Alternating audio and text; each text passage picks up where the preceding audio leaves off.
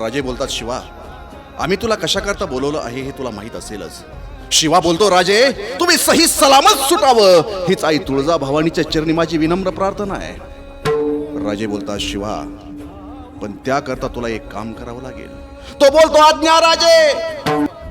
राजे बोलतात, शिवा आमचा वेश परिधान करून आमच्या पालखीमध्ये बसून नकली शिवाजी बनून सिद्धी जोहारच्या भेटीला जाशील काय.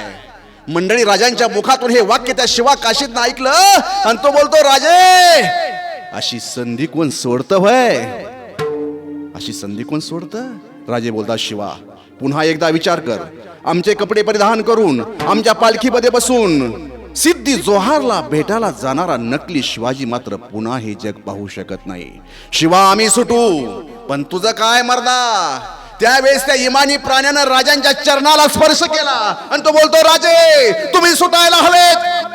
तुम्ही सुटला तर या जीवनाचं सोनं झालं, तुम्ही सुटला तर या जगण्याचं सार्थक झालं. रक्ताच्या प्रत्येक थेंबा थेंबाबरोबर पुन्हा पुन्हा मरण्याची ताकद या शिवा काशीत मध्ये. राजे राजे लाख मेले तरी चालतील पण लाखांचे पोशिंदे मात्र जगलेच पाहिजेत. आणि शिवा गेला. मंडळी केवढी ही त्यागाची भूमिका आहे.